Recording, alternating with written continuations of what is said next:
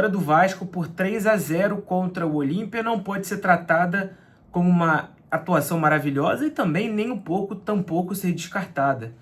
O Vasco enfrentou a equipe do Olímpia, que era líder do grupo, o Vasco pressionado, mas era a equipe do Olímpia alternativa. Só que ainda assim a gente tem pontos positivos para trazer nesse vídeo aqui, análises principalmente individuais de 3 jogadores que se destacaram nessa vitória do Vasco, que colocou o Gigante da Colina em primeiro lugar do grupo na Sul-Americana de um torneio que o próprio Renato Gaúcho já disse abertamente que não é prioridade do Vasco. Pumita, Adson e Rojas, os 3 jogadores que fizeram o Vasco andar, fizeram o Vasco jogar, deram qualidade no passe, qualidade na finalização e garantiram essa vitória. A gente vai falar nesse vídeo os pontos positivos e o que eu achei de negativo na equipe do Vasco, mas acima de tudo essa vitória dá confiança para o Vasco encarar um clássico contra o Flamengo, em que o Vasco vai entrar, obviamente, não como favorito, talvez sem Cuiabano, talvez sem Thiago Mendes. A gente bate aqui na madeira para que isso não aconteça, então vamos falar um pouco aqui desse jogo, bater esse papo informal, mas antes pedir para você se inscrever aqui no canal, para você que não é inscrito.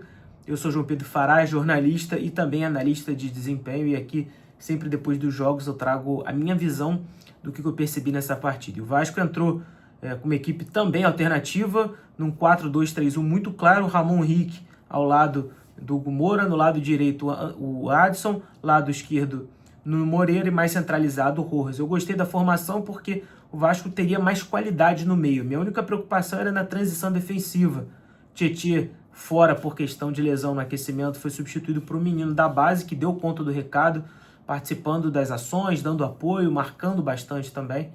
E nos corredores eu achei que o Vasco teve um pouco mais de lucidez. O Adson no lado direito cortando bastante para o meio, associando com o Rojas, fazendo o time andar. E algumas alterações táticas que eu percebi nessas inversões de Rojas da direita para o meio, do meio para a direita, enfim, fazendo com que o Vasco não ficasse tão preso apenas nas posições. E na frente, o Spinelli. Achei que no primeiro tempo o Vasco teve a posse de bola, comandou as ações do jogo desde a primeira fase. O Hugo Moura baixou entre os zagueiros, o Vasco construía com Puma também, que fez uma grande partida um pouco mais espetado. E o primeiro gol sai de um lance de qualidade do Rojas, que me pareceu bastante solto nesse jogo, fazendo o time andar, invertendo bola, chutando para o gol, mais confiante, um jogador muito interessante. Tem alguns erros ali básicos que, na minha visão, são erros até infantis, mas ele tem noção de jogo, toque de primeira, consegue mapear os corredores vazios, e ele dá um lançamento para o Adson, que escora de cabeça, e novamente o nosso artilheiro na temporada, Puma Rodrigues finalizando, pisando na área com mais confiança. Ele, um lateral bem mais equilibrado nesse ano de 2026, né, o Pumita. Eu tenho percebido que ele não é tão afoito no ataque, não deixa tantos espaços assim nas bolas nas costas, apesar no segundo tempo ter caído um pouco de rendimento, e o Vasco faz o primeiro gol. E a equipe do Olímpia sem conseguir sair tanto. Algumas transições rompendo a primeira pressão do Vasco, que não encaixou novamente. Isso é um ponto aqui de exclamação, de atenção para essa equipe do Vasco. E o Olímpia conseguia em poucas chegadas, em poucas saídas chegar no gol do Vasco, mas também sem oferecer tanto perigo assim. E no segundo tempo o Vasco começa forte novamente, recuperando essa bola na zona central do campo do Olímpia, e o Vasco faz então o segundo gol numa recuperada do Ramon Henrique com o Nuno Moreira, que apesar do gol ainda parece muito confuso, abaixo fisicamente, tentando recuperar, e depois fecha o caixão, um gol merecidíssimo do Adson. Em outros jogos eu já disse que o Adson deveria ter entrado antes, talvez por uma questão física o Renato Gaúcho não tivesse colocado o jogador que é diferente. Fiz um vídeo na outra rede social dizendo que há partidas quando o Vasco precisa ter a bola, que Adson e Rojas não podem ficar fora, é indispensável, são jogadores indispensáveis para a equipe do Vasco, para ter controle, ter qualidade. Obviamente, se você enfrenta o rival como o Flamengo no domingo, eu acho temerário ter os 2 jogadores. Você precisa ter mais qualidade na marcação no meio, talvez entrar com 3 volantes, mas contra o Olímpia, precisando do resultado, precisando vencer, era fundamental o Vasco ter 2 jogadores que tratassem melhor a bola, e esse foi o entendimento do Alexandre, o auxiliar do Renato Gaúcho, que ficou à beira do campo. Sem o Renato Gaúcho, o Vasco então chegou à vitória. E agora falar de pequenos pontos negativos que eu vi na partida. O primeiro é essa pressão alta, chega o Vasco de coordenada, sobrando muita bola descoberta. O Olímpia, nas poucas vezes que conseguiu no 1-2, sair de frente no centro do campo.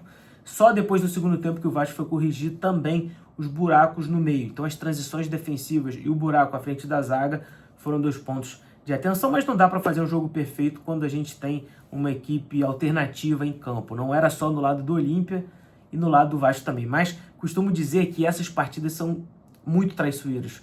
O Vasco enfrentou uma equipe tradicional que joga todos os anos torneios internacionais, com jogadores que jogam também torneios internacionais. Então era uma casca de banana absurda. O Vasco teve entendimento do jogo, venceu e, como eu disse, é uma obrigação, mas se perde seria uma crise ainda maior, né? Aquele jogo que não tem nada de tão positivo assim, mas o Vasco sai ali com uma nota 7, 8, uma vitória importante, 3-0, mas como eu disse, não pode mascarar ainda alguns problemas de uma equipe que vai pontuando, vai conseguindo resultados, e a gente sabe que é uma equipe nesse momento de meio de tabela até para baixo, meio ali em 10º lugar no Campeonato Brasileiro.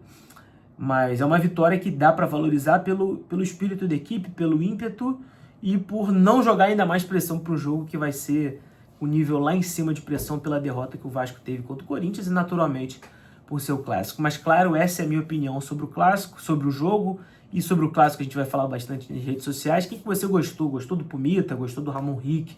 Dos 3 que eu elogiei também na frente? Comenta aqui embaixo, não se esquece de se inscrever no canal, todo dia análises diárias sobre o nosso Vasco, e muito importante, clicar no primeiro link na descrição para você garantir o mini e-book Fases do Jogo, onde eu te mostro de maneira simples, rápida, objetiva e direta o que você deve aprender sobre análise de desempenho para você ter mais propriedade para comentar sobre o nosso Vasco. E o último ponto importante aqui no vídeo, comenta se você assistiu aqui embaixo, defesa que não foi vazada, porque o Vasco sai mais uma vez de mais um jogo conseguindo não ser vazado, assim como foi contra o Paysandu. Para uma equipe que leva a gol todo jogo, é muito importante. A atuação do Lucas Freitas ao lado do Saldívia também foi segura, sim. Vitória para o Vasco. Tamo junto. Aqui é o Tática Vascaína, muda a sua forma de ver o Vasco jogar e até o próximo vídeo. Valeu!